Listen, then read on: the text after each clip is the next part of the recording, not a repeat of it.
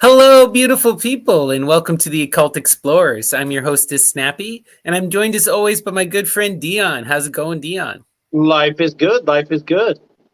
Beautiful, beautiful. And we're back this time for part 3 of our series on Hidden California. So, as always, we're going to begin with a little bit of a disclaimer. Like we've been saying, we're getting into conspiracy theories, we're delving deep into occult weirdness, and we're not passing judgment, we're just exploring ideas, right? These ideas aren't ours. These are ideas that we've read and discovered online, and we're just pulling at threads that people take seriously, that people truly believe in, you know? And we want people to remember that this is just an exploration of a possibility. So, where did we leave off, Dion, last time in our Well, exploration of California? the last picture was of a little metaphysical store in the middle of the Mojave Desert in a town, Vidal, next to Earp, California. Wyatt Earp's little town, namesake, named after him. Um, and it was originally started by members of the Solar Lodge, which is the OTO offshoot. And there was a lot of hoo-ha there. And Charlie Manson was one of the customers. And today we'll be Right. talking about that Charlie Manson as well, and occult stuff going on in Hollywood, and all the same elements that we've been discussing in the previous episodes, dealing with certain Nazi elements, occult elements, Houdini, espionage. All the good characters are there.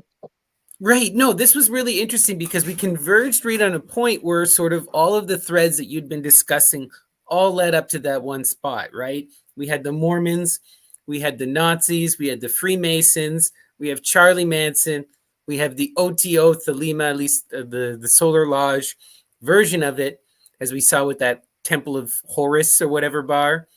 But we have all of those factors descending on here. And now we're going to explore all of that even more in depth, right? Yeah, and mind you, at San Bernardino, the Arrowhead, there was a lodge there where Bugsy Siegel had a casino. That Anton LaVey was a busboy at the age of 16 as part of it.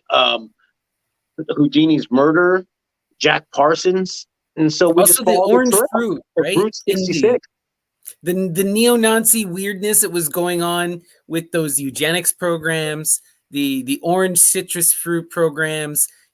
It's all kind of coming to a head in this early period, this amorphous time in America of the early 1900s, right? Oh, yeah. Oh, yeah. So let's hit the first picture. All right. Yeah. Oh, wow. That's So striking image. is this Germany? No. This is American school system in the early 1910, 1920s. What Oh, it wow. is that's called the Bellamy Salute. He Bellamy, invented what it in is the that? 1890s. The guy who invented the Pledge of Allegiance. See, in Mm-hmm. America, I don't know if you do that at your school system growing up, but here we No. put the hand over the heart and we pledge allegiance to the flag, and we have a little thing we say. Um, Originally, we didn't put the hand over the heart. Originally, we were doing the seagull looking thing. Um, Oh, but this predates the seagull in that the Nazi salute. As a matter of fact, when Germany adopted this salute, stealing it from the American school system, they finally banned it. They finally said, "No, we can't be doing that. Like we're going to put our hand over our heart, the same pledge, but we're just going to move the salute a little different." right. And this is more and more evidence because we were talking about this last time, was that Hitler was a huge fan of America, especially that fantastical America that appeared in the Western novels that he read as a child. And a lot of his ideas of Lebensraum and of taking the land and of colonization were seen through that lens, this lens of idealization of this mythic America that he had created, you know? Yeah, yeah, yeah. Well, let's hit the next picture. And that is what was Queen Elizabeth Oh, that wow. just passed away recently. Her doing her salute, and this is not the Bellamy salute. This is the actual Nazi salute. If people know, King Edward abdicated. Right. He was a big fan of Germany and got the Iron Cross along with Henry Ford. And Hitler had a portrait of Henry Ford behind him in his office on the desk right there.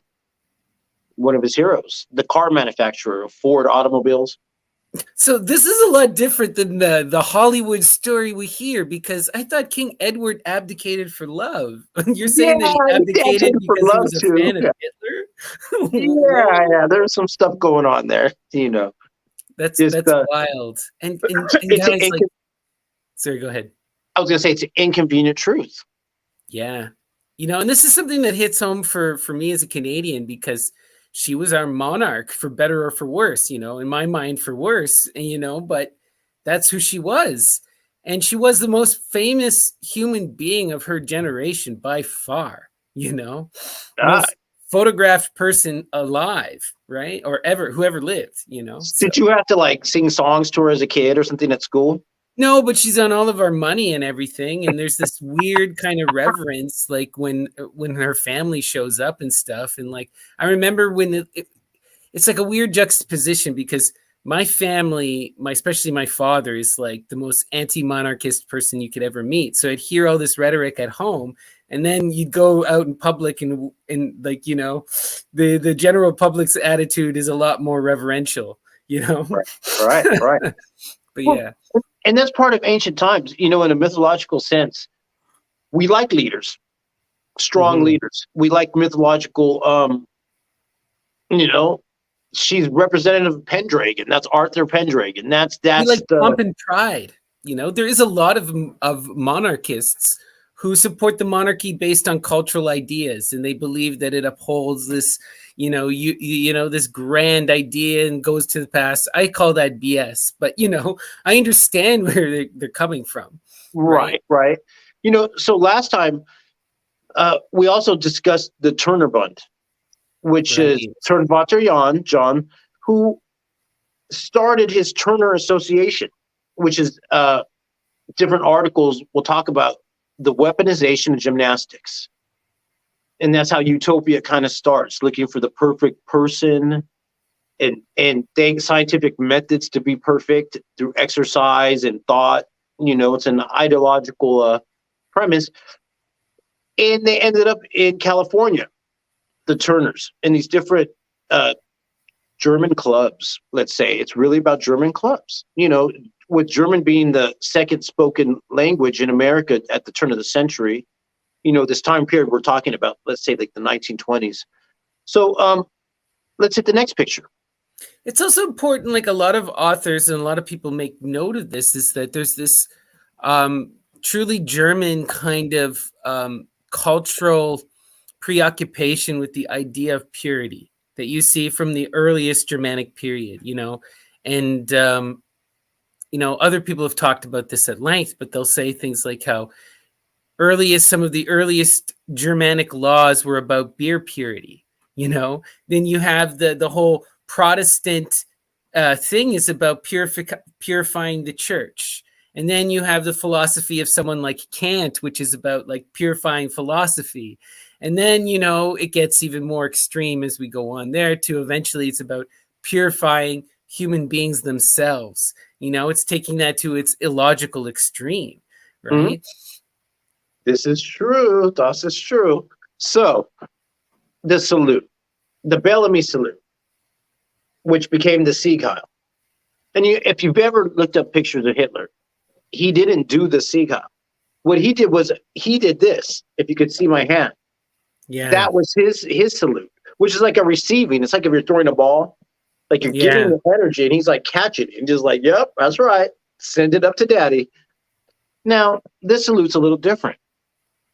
You see behind the head there, and this is a fencing salute. Studenten, the clubs, the Bund, the bond, the band, the league, the covenant, the federation, federal, German fencing academies and clubs of the turn of the century. Let's go like say 1850s, 1870s. Germany building a nationalistic pride through fencing clubs and student organizations. Now you've heard of like Greek fraternities. Yeah. This is the equivalent. But in a different sense. They had these fencing clubs. And you know a little bit about this too. I didn't know, the men's sword. I do. Yeah. So I've done some reading. So I'm a fan of German philosophy. In spite of a lot of the more intense of it, I We think both the are, you best can in tell. right. I think the best and worst comes out of Germany. Like I absolutely love Goethe. Anyway, but so I've always taken a keen interest in like yeah. So the whole idea with these societies, right? It's like any man who had gone to a university would have joined one of these societies because it was an extreme point of pride. And it gets so intense where they weren't just fencing societies in the sense that we understand them. They're engaged in duels to prove Mm. manhood. And the point is not to win. The point is to lose and to take the hit. Uh, So you take a can I say hit to the one thing face, about the right? Roth duel before you talk about the face? Mm. They would wear different colors, like each fraternity, in purple, yellow, green, blue, and they would have duels on campus at universities in the 1700s, 1800s.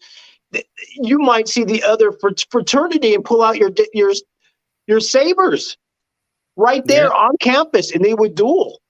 Yep. You have total full on fights, right? And these are also like these academies are connected to the military. So it's also military training. And you got to remember in World War One, especially at the start of the war, you still have knights. Like we got to remember how much technological advancements happens within the First World War. You go from actual knights on horseback, like the Teutonic Order fought in World War One, till the end of World War II, where you have planes and bombs, nuclear freaking bombs. Like it's Yeah, incredible, goes from chivalry to the Luftwaffe. right? Exactly. And it's bred in fire, all of that intensity. And these kind of young men are a direct product of this war machine. And this intense idea of masculinity, right? Like it became such a huge thing. You can go back, look at these pictures of these upper class German men. You won't see any of them without facial scars. Well, hit the next picture, and we'll talk about Der Corporation, because it's a corporation, the corpse, and they called it the corporation. One of the Wow. terms earlier you were talking about the because the word is I'm learning even today is Leben, and they have different meanings. One is life, one is love. One of the concepts they practice was Lebenbund, which is life bond, life covenant. It's almost we talk about getting sealed in Mormonism and Scientology in perpetuity. Like it's concerned with the bond that can't be broken. And you see the scar right there. And they would wear these outfits to protect themselves. But the one part they exposed was the cheek, because Yep. that was okay. That was a sign of pride. If you didn't have that, there's like, oh, come on. Yeah, for sure, right? It's a total sign of masculinity and strength. You didn't just go into a duel, you stood your ground and accepted a blow to the face. So eventually you even hear where it was almost about like a whipping. It wasn't so much a duel, whereas these men would just come up to each other, whip each other in the face with these swords, and then shake hands afterwards and being like, we gave each other good scars. We both got our lickings. We both proved that we're tough. The end. Now, mind you, they had advanced herbal doctors in German medicine at the turn of the century. They could, with several ointments and treatments, they could heal these scars. But they would sometimes put different things in the wound to make it get even thicker. scar. You need a good scar. That makes you look like, ooh, this guy's tough right here. More manly, more masculine, right? It's That's so right. silly, but at the same time, you understand, right, Well, where it comes from. we're talking about the fatherland, where in other societies it might be the motherland. So we have a difference of our testosterone firing here. So let's hit the next picture. But yeah, these societies were so prevalent. Like I'm saying, if you were an upper class German man, you would have these scars on your face, and it's no wonder, like you were saying, that they made their way to the Americas, which Yeah. has such a large German population at this time. So here is a Landesvater ceremony. Landesvater. Grandfather. People they had different terms for these where they're like parties, drinking ceremonies. They would sing songs. In this particular ritual, and this is a picture from the 1930s, you would pierce the cap with your saber, with your sword, and you would scar your hat. Like something has to get scarred. Everyone's getting a scar. If you're not getting it in your face, you have to ceremonially scar the hat. These are all German nobility, academics. Like when you get higher up, this is where it starts. And if I don't know if you notice the balcony behind them, you see the stylized swastika. Yeah, right in the center, in between those those points by the flags. Yeah, And there's a that's stylized 1930, swastika. and it's 1930. This is the merging of ethno-nationalism, pan-Germanism. That's where we're getting the symbols now. The Sieg Heil and the swastikas, the salutes. Yeah, it's important too that we understand that like a lot of this, it's sad because a lot of this really horrific stuff comes out of this incredible moment in history of vibrancy and of amazing science and literature, right? Like the German state at this time, right? Like it was the best and the worst, right? Like we have the first transgender clinics. We have a very open society for homosexuality, even a very open society for the acceptance of Jewish people. You have the first Jewish people in Europe who are identifying first by their national identity as German first, and then as culturally and religiously Jewish, like it's a totally interesting point in history, right? And like at the same time, we have really interesting people like Bachofen, who's doing some of this amazing early anthropological research where he's looking into early societies, tribal societies, what we would term primitive, for lack of a better word, and seeing them for their worth and talking about these goddess rituals, all the stuff that we talk about on our channel today, and someone like Bachofen is still hugely important as one of the early precursors of a lot of this thought, someone like Goethe, who's talking a lot about amazing, interesting stuff. Also, we get the whole pagan movement that comes out, this pagan revitalism, which is mixed. There's some really progressive people, but it's a lot of it is still tied to nationalism. And there's always been this interesting thing with paganism and nationalism. And not all of these pagans are nationalistic, but it is this fertile ground, right? Where there's all of this interest in these primal symbols, this return to this ancient past, to reading of the Greek, of going to the past, this renaissance of ideas. And we see this renaissance producing both the best and the worst, because it's, where fascism comes, we also have the rise of communism out of the same fertile ground. The same place that gives birth to Hitler gives birth to Marx, gives birth to Bakunin, gives birth to Steiner, gives birth to Max Stirner. Anyway, it's just such a wild place in history. One thing I thought of, a couple of things, is that paganism and ethno-nationalism is everywhere. Yeah. Whether that's Native American, Samoan, Hawaiian, wherever you can go. Maybe it's that the farther you go back, you're more primal, animistic religions are tied to the land, and so that's why it's tied to the people, because it has to be older than the colonizers' ideology that was brought to them. But what I often see is that it becomes paganism as interpreted through the lens of nationalism. Paganism designed to serve the nationalistic production, right? Like, how do I create a national entity, a national image, right? And then fundamentally, it reduces the vibrancy of pagan philosophy. It winds up defining, putting clear boundaries upon what paganism is and tying it to a time and to a place and to a nation, all those things that the ancients never would have done. Yeah, the ideal pagan. Right. The idealized pagan and the idealized pagan country. Well, we love the Greek stuff. And, when we get into Greek paganism, you get a lot of that paganism as national construction. right? And Greece went through such an intense period of national construction in opposition to the Ottoman Empire, which it had to break from. So there's so much of like this rejection of the Islamic and this intense like trying to self-identify. And now you get this whole thing where they say like people that do the things that I do or that we do, we're practicing cultural appropriation and whatnot, you know?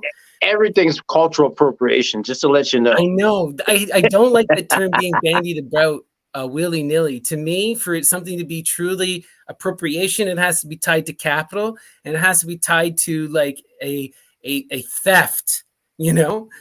An exploitation. Well, right? Let's hit the next picture.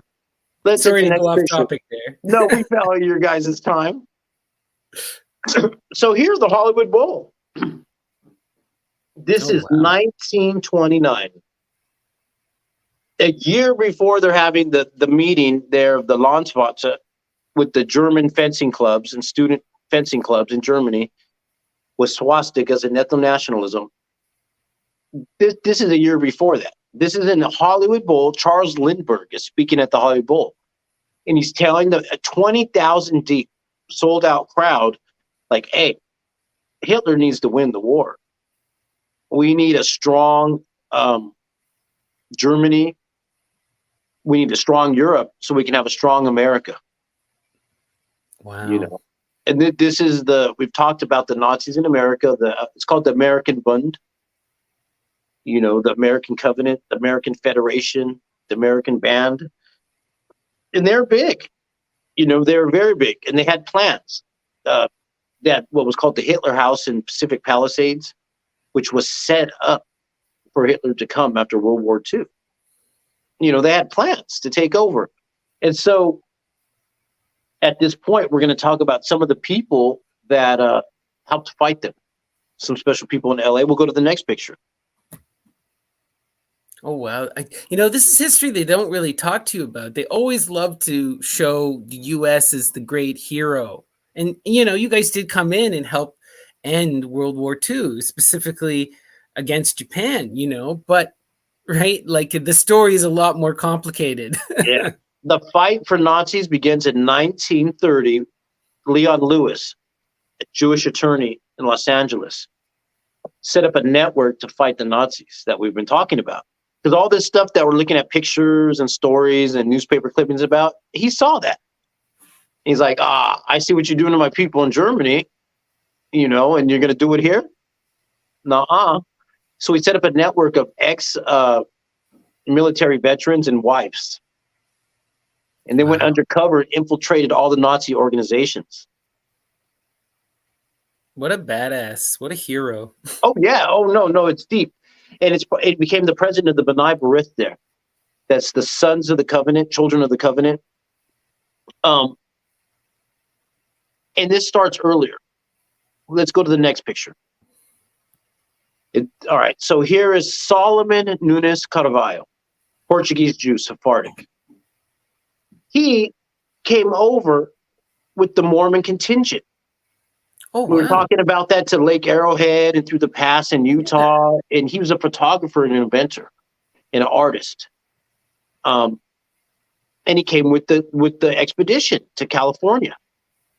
And when he got to Los Angeles in 1854, he told them, y'all need to set up something called the Hebrew Benevolent Society is what they called it. But it became the B'nai B'rith, the Congregation B'nai B'rith, the Sons of the Covenant. It's a Jewish protection organization. And it's smart that he set it up. And we'll go to the next picture. And I'll tell you more about him. He stayed with Brigham Young as well in Utah. And he hid his Jewish faith from everybody the whole time. They thought he was just a well-versed Christian because he knew everything they were talking about. Oh, wow. He knew the roots of it. And he, it's a very deep story. But when he gets to LA, he tells them, no, you need to set up B'nai B'rith. You need to set up a way to protect the Jewish folk that are coming to Los Angeles. And this is the first and oldest synagogue in Los Angeles right here. Now, Beautiful. If you notice in the middle, there's a symbol in the window. It's not a Yeah. star. It's not a Star of David. No, that's the Venus star. That's the pentagram, and Yeah, it's in a very particular position that most Christians would not approve of. yeah, it's an upside down pentagram built by Eliza Kaiser, 1873. But this is the lodge that eventually changed into the bigger lodge that Leon Lewis came out of, that helped fight the Nazis. But they were there since day one. They've always been there together, like where the expeditions are going. Because one of the associates with Solomon Carvalho on the trip was a Prussian soldier that was Prussian nobility, that it came from Prussia. And he was one of the actual artists too. And him and Solomon helped map out the Wild West. And there's more to these organizations, let's say. So let's hit the next picture here. And so let me tell you one more thing, though. So B'nai B'rith, the founding of it, founded around 1850, 1843 in New York. It was founded in a place called Klein Deutschland, which meant Little Germany. Yeah, Little Germany in New York. And it originally wasn't B'nai B'rith. It was named the Bunder Bruder, the Brothers of the Covenant. And it was a German Jewish organization. And like you were saying, that they identified it as a German organization. Yeah. Later, it split off to be just specifically Jewish organization. But originally, they identified as a German Brothers Club. And to me, I wanted to show you, this is the flip side to the German fencing clubs, Bund. This is a different Bund. This is the Jewish Bund.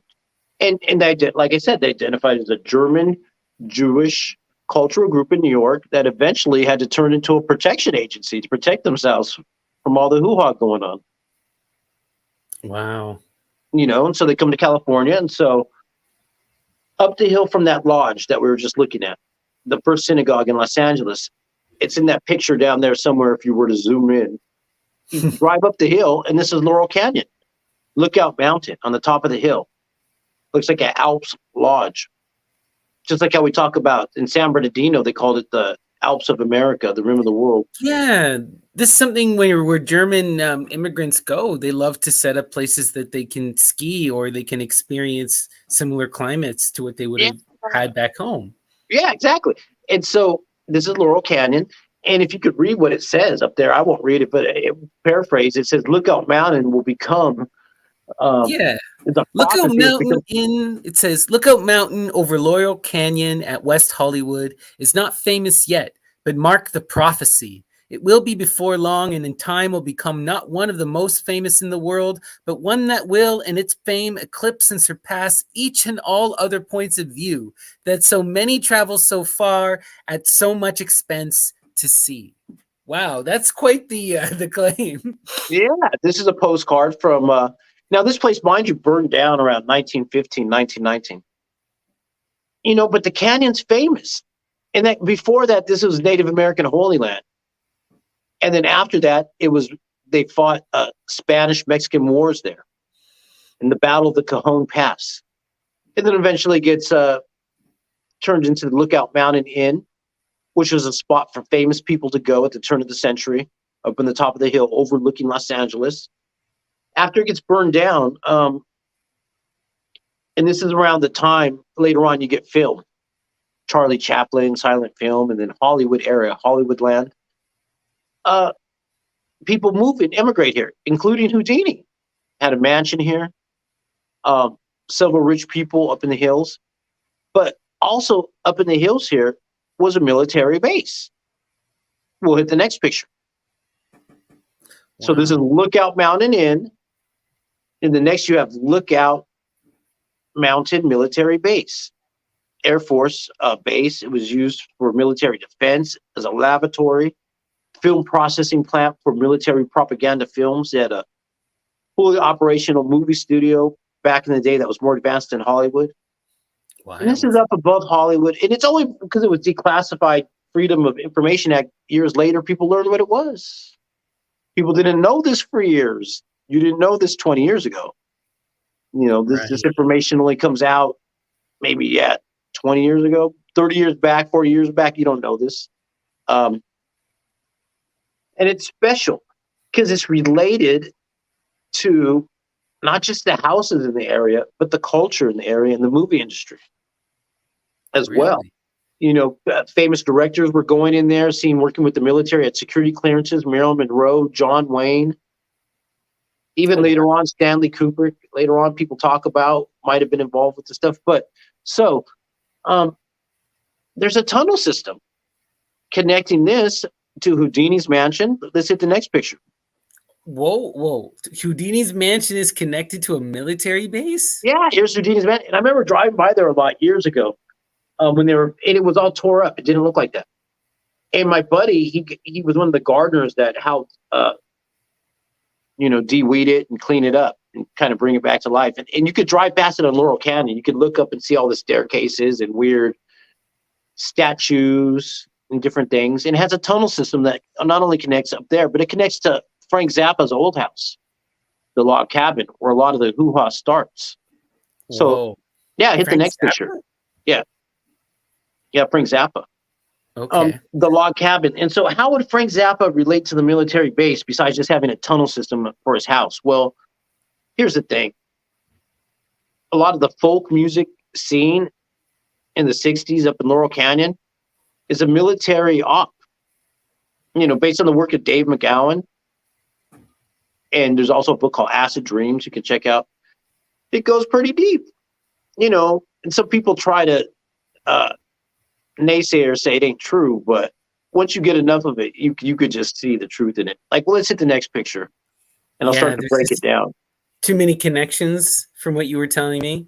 Yeah, so Frank Zappa was one of the ringleaders up there in the hills. And, mind you, as a hippie icon, he's straight edge, didn't get high, loved guns, hated hippies.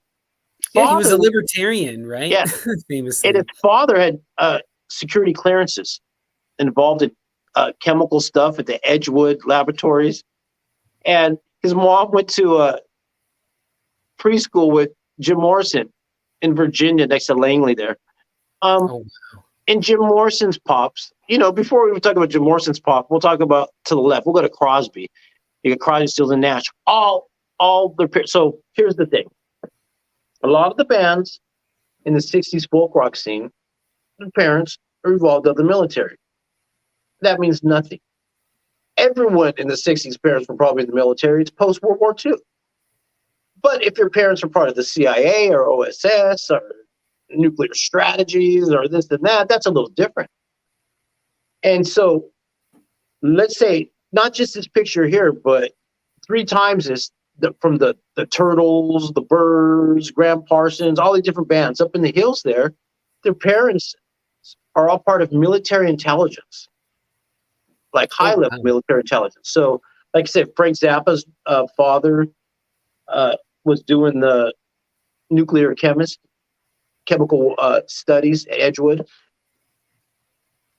Up above them, you got Crosby, Stills, and Nash, all involved with security clearances, their parents, including David Crosby. Like, before the folk music thingy, his ex-wife had security clearance, his mom had security clearance, his sister had security clearance, his father had security clearance, and he went to Annapolis Military Academy. They're all involved very deeply. Go down to the right, we have the mamas and papas. Their parents are involved in military stuff, very deep. And there's a lot of hoo-ha going on with underage kids. We know that John Phillips got with his daughter, Michelle Phillips. We know the stuff going on there. We know that Zappa was having parties and allowing his kids to shower with his friends and different rock star buddies that were hanging out at the log cabin. The log cabin was a spot for everyone to hang out in Hollywood up there in the hills. All this burgeoning scene, including Joni Mitchell, Jackson Browne, all parents, military intelligence. Like, you keep going and keep going. You might as well just go see the other guys' videos. in books that really break it down. Now, Jim Morrison as well. Let's hit the next picture. That's so wild. Yeah. Oh, there's Jim Morrison with his pops. A year or two before he was full-blown hippie in Laurel Canyon. His pops was the admiral in charge of the war in Vietnam that started the thing. Just saying. And so all these people at this high level, their kids are anti-war, making problems, but none of them got drafted. And here's the thing: Jim Morrison, he liked guns too. David Crosby liked guns too. They all like guns. This is not your normal organic hippie little thing we're talking about. No, that's so interesting. And I know, like with Jim Morrison, that he was fairly into the occult. Right, he had an awareness of the OTO. He did openly practice magic. He even writes about this in one of his journals. Right, and he famously even gifted a book of magic to a friend. But yeah, so there's a lot of weird stuff going on. There's this marriage of stuff that we keep talking about. The marriage of these Aryan or Nazi ideologies married with these OTO Thelemite sort of hippie ideologies of both free love, but also absolute personal freedom, and then they're somehow all mixing up with the American military. And what you're creating is sort of American propaganda that sells an idea of personal freedom and personal power and love of America that conquered the entire world, right? Like, these are some of the most celebrated artists of all time, and there's something really weird that's going on with Hollywood and the marriage of Hollywood to the military industrial complex, but also as proponents. Like, on one hand, they're proponents of this extreme American authority, but then they're also the proponents of this ideology of personal freedom and of this of absolute will. Well, part of it, people will posit it was to subvert the anti-war movement with the whole freaks and hippie thing. And a lot of it was manufactured, like with the monkeys.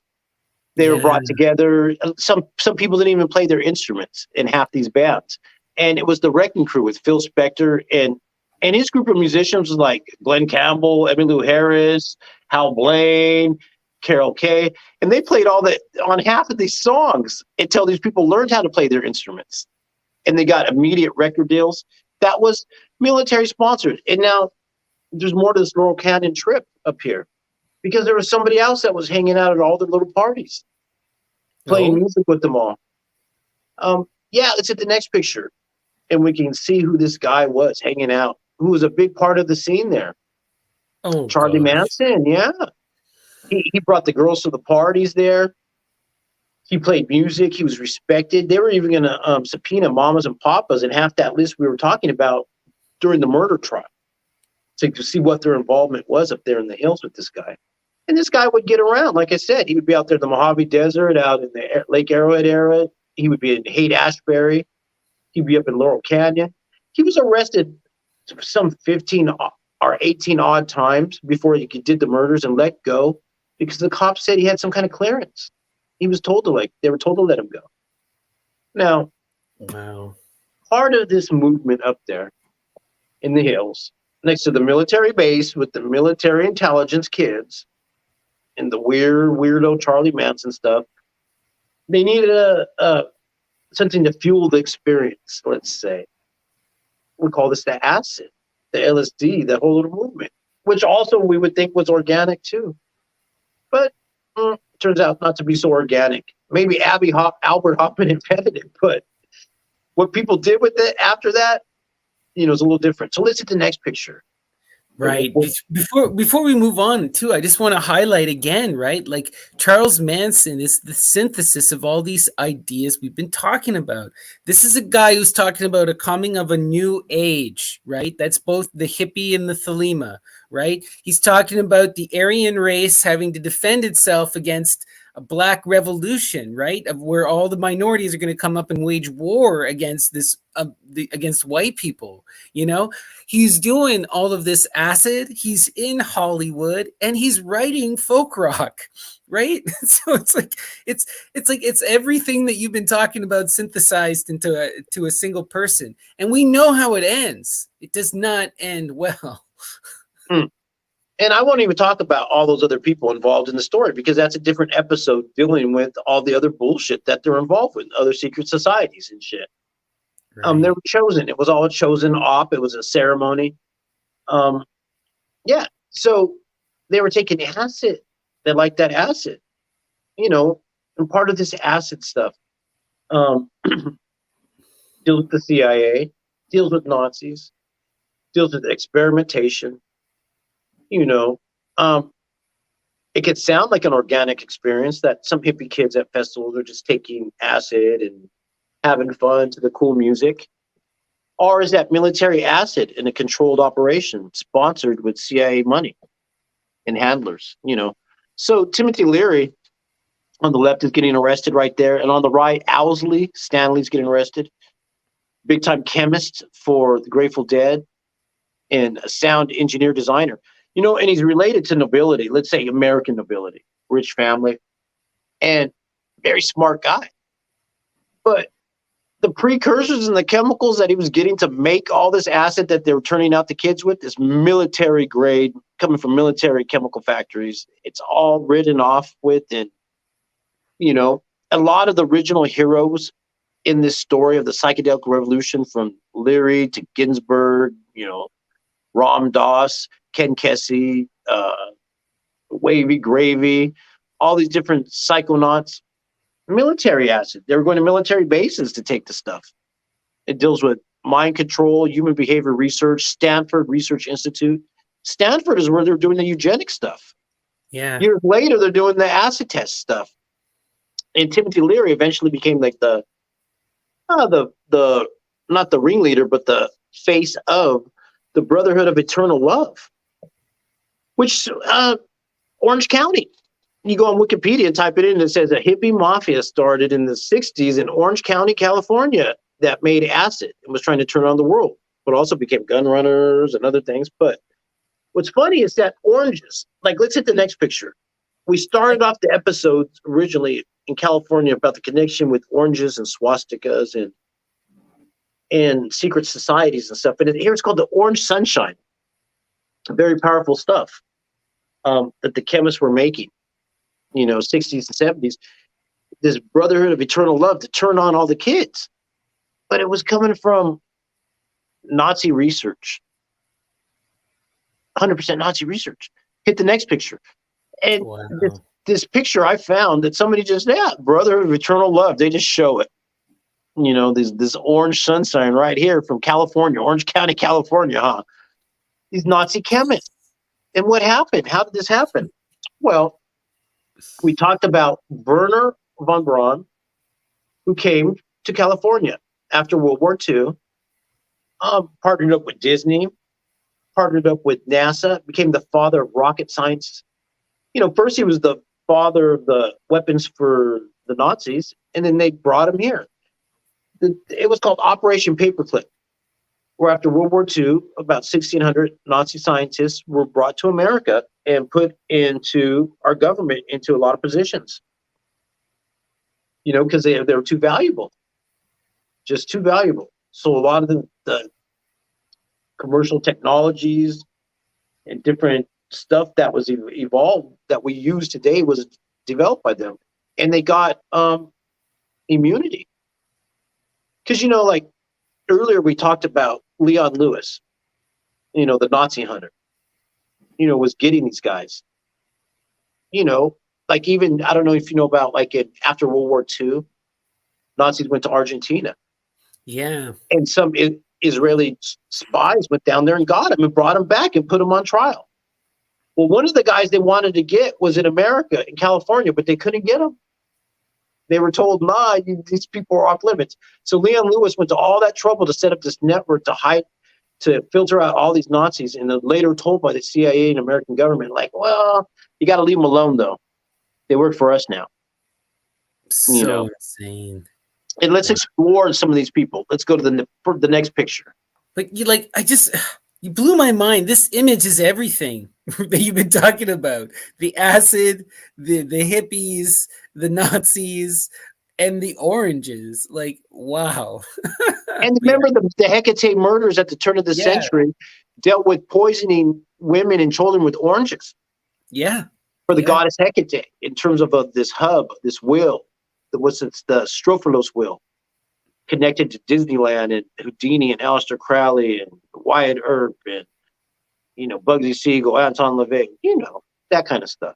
So this guy right here, this is Otto von Boschwing.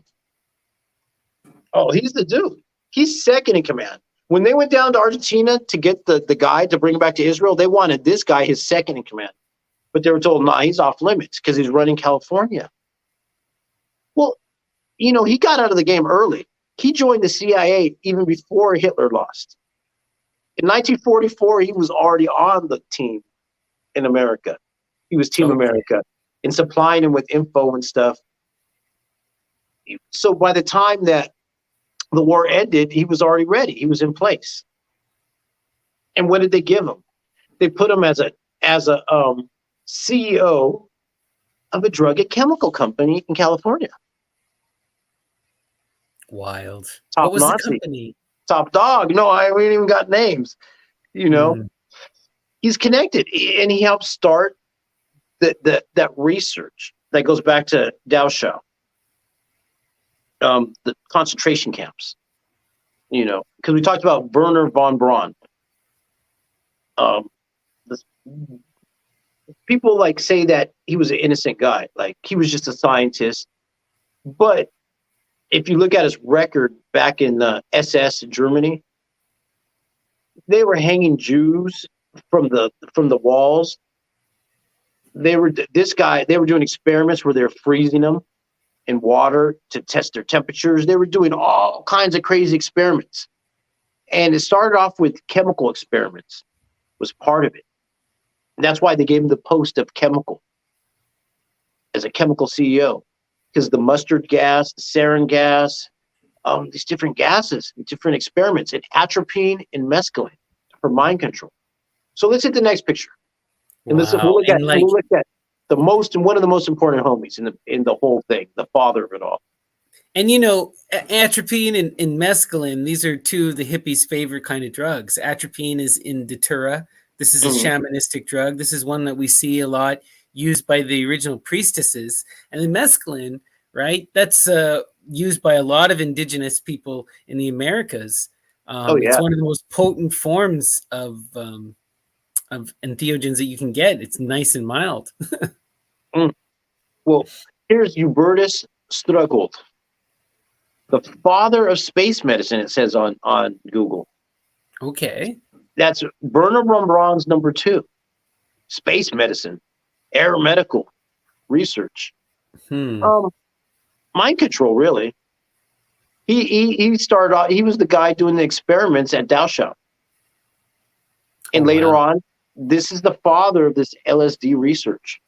Once Albert Hoffman came out with LSD, they said, "Ooh, we don't need mescaline and atropine. We got something new."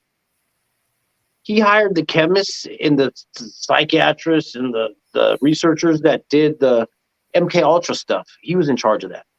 And he got awards too, along with Werner von Braun. Like I said, he was his right-hand man. Werner von Braun built the spaceships, and then he programmed the people that go in the spaceships. And wild. Yeah. Oh, yeah. And eventually in the 1980s, they figured out that he's a war criminal and people were trying to get him. And the government said, well, you can't let him. You can't do that. We gave him immunity. But this is the father of the LSD research right here. And this leads to Timothy Leary, Ginsburg, Ken Kessley, Owsley Stanley, Grateful Dead, Jerry Garcia, Bohemian Grove, the whole little movement, Laurel Canyon, Charles Manson. It's an experiment.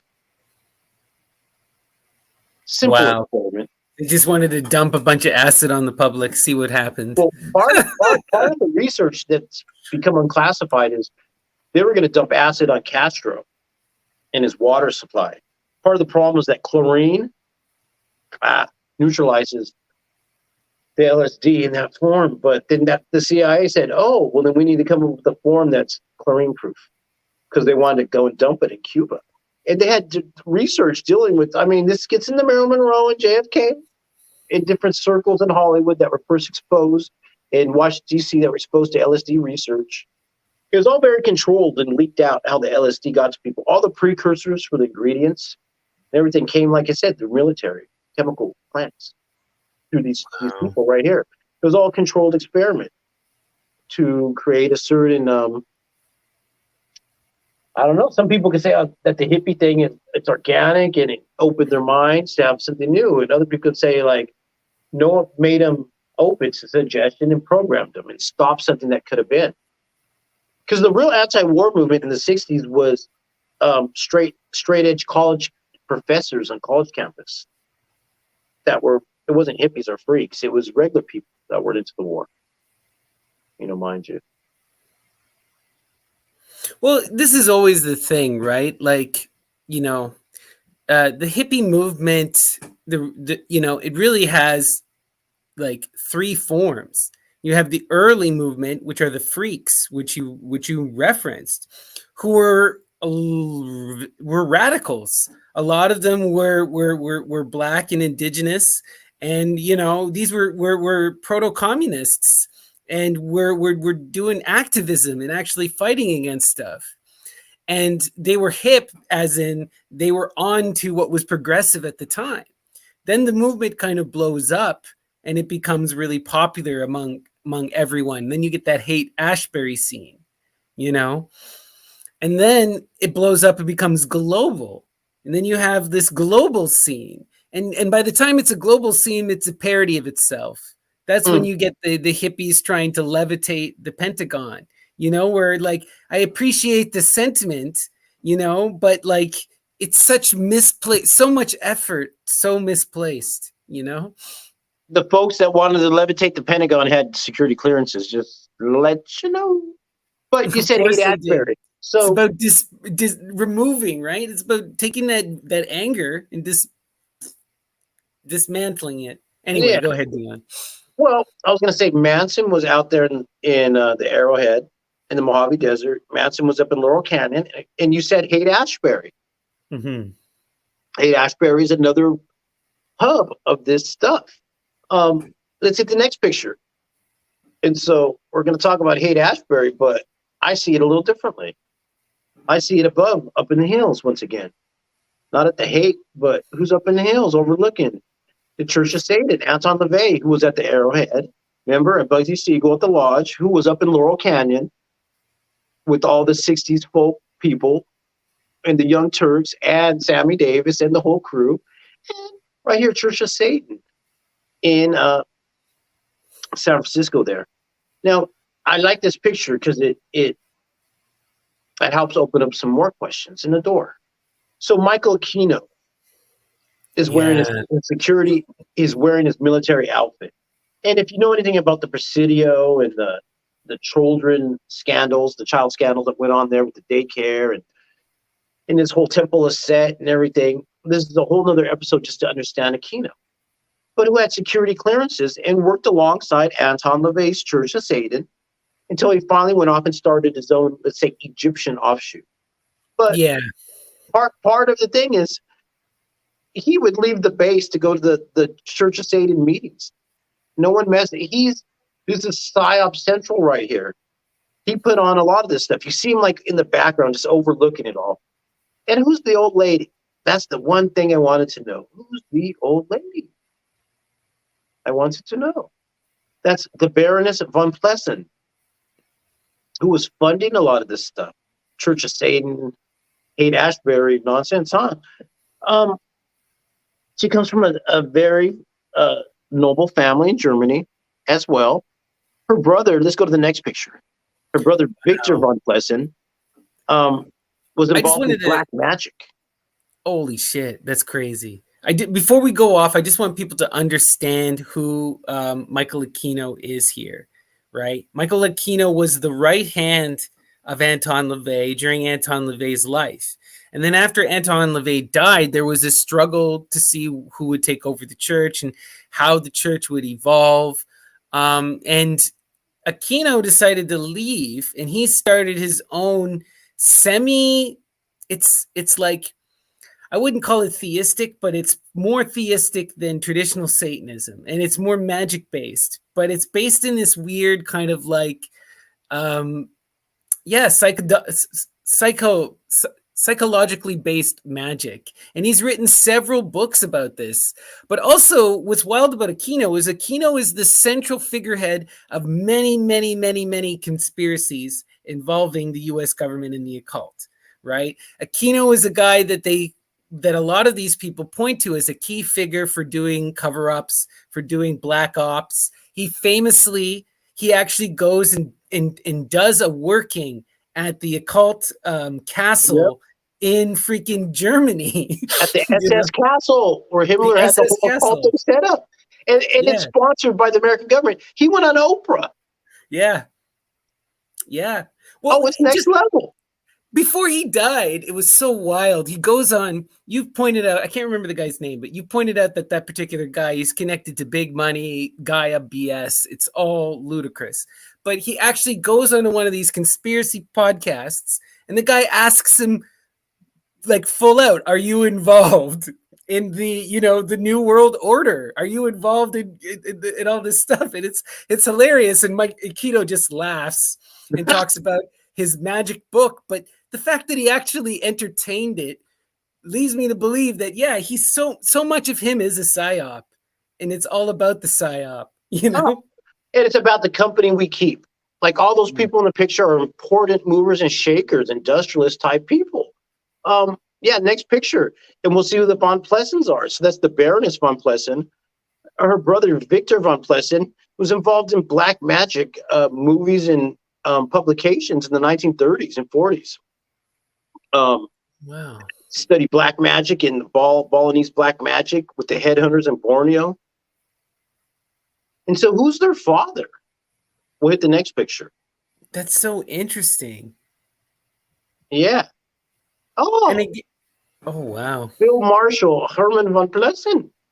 That's right. Getting an accommodation from Kaiser Wilhelm. Top dog right here. Yeah. When he had his funeral, they all shut down. They shut down Germany for this boy right here. Wow. And then later on, we see his daughter in the Haight-Ashbury funding. I'm just saying. I mean, once I'm hitting California right here, I want to like, a subscribe, and a comment, please. Yeah. And I just wanted to say too, when you were showing me that film about the headhunters, I immediately went back to thinking about that movement in Germany that originally began with Bachofen, with this pagan revival and the cosmic circle, and these people who are looking to these traditional primitive cultures and are trying to engage in that kind of magic. Wait. So they're better than these cultures that they want to get rid of, but they want their fucking secret information, though. Yeah. Well, it's this weird thing. They talk about how modern Western society, right? It's always this idea that it's become degenerate. It's become polluted. And, what it's degenerated by is it changes. Some people talk about how it's the loss of the imagination and the connection to nature. You get people like Hitler who talk about its pollution brought about by communists and Jews and the LGBTQ.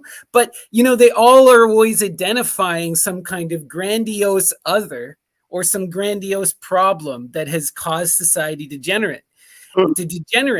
And the difference between Hitler and the cosmic circle pagans is the cosmic circle pagans, they're looking at these people in the primitive past and they believe that they have the truth, or at least that they are more connected and able to recognize the truth, though they're even losing it as technology starts to encroach, right?